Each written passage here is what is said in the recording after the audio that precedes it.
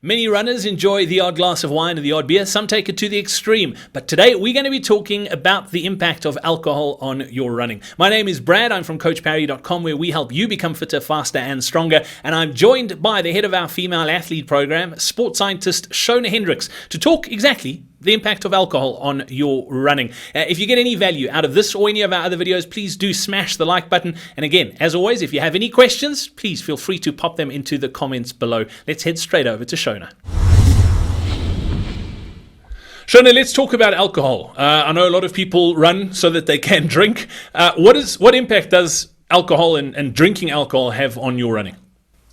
Yeah, I mean, we run because we're social. We're not running because we're elite athletes. So what I'm referring to here is specifically around, recreational runners.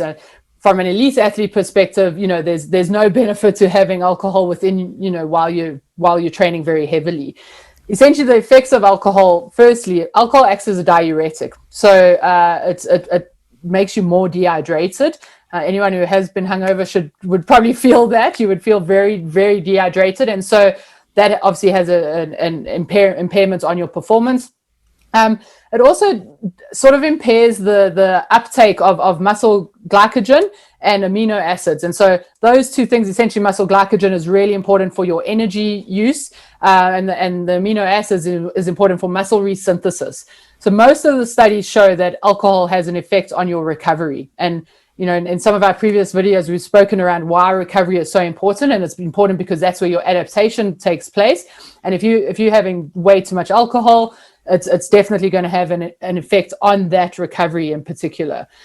There's a few other aspects that it affects. It affects things like your quality and your quantity of sleep. So you may think you're sleeping really heavy, but the quality of that sleep is very, very poor, which obviously would have a knock-on effect on your training in the next couple of days.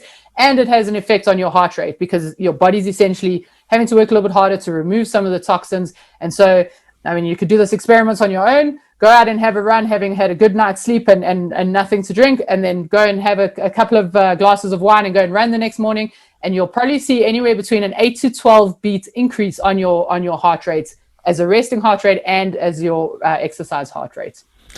Shona, you said we don't run for a living. We do this because we're social beings and we love running.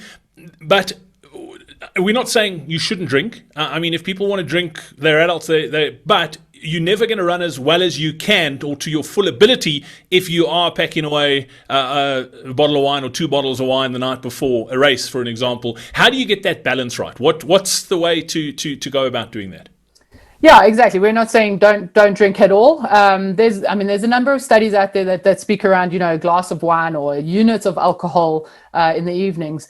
Yes, we run because we probably want to have a couple of glasses of wine, but I would sort of manipulate around particularly your heavy training blocks. So if you're training for a race and you're training very heavy, we want to get the best out of that training. And so, try to avoid heavy bouts of drinking in and around those sessions, in particular your high quality or running of your high intensity sessions, because we're looking for maximum performance improvements from that. A glass of wine at dinner when you're doing an easy run the next day, it's actually studies have shown that it actually doesn't have impairments on your performance.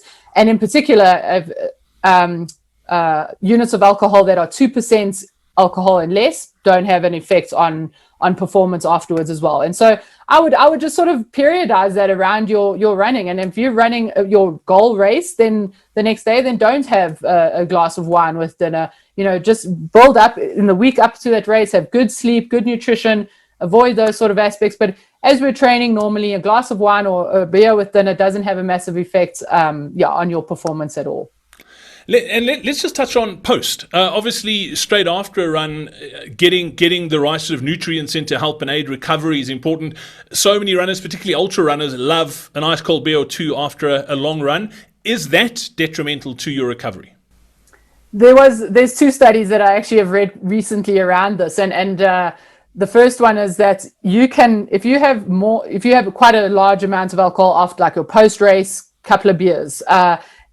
But you've told yourself, okay, I finished my race, I had my chocolate milk, so my recovery is sorted, I'm all good. If you go on and have 6 to 8 beers thereafter, it actually has an adverse effect on the recovery. That nutrition that you put in place straight after the race has no longer helped the muscle resynthesis, because the alcohol is essentially stopping the other physiological adaptations for recovery. So it is going to affect your recovery if you're going out and having a whole load of beers after your race. But again, if that's your goal race and you don't have another race coming up in the next week or something, then there's no harm in that, because your body's going to recover after a few days. And you're going to be okay. But there is a study that refers to that exact thing, that no matter what you do from a nutrition perspective, if you overdo it on alcohol, it's going to undo what you've done.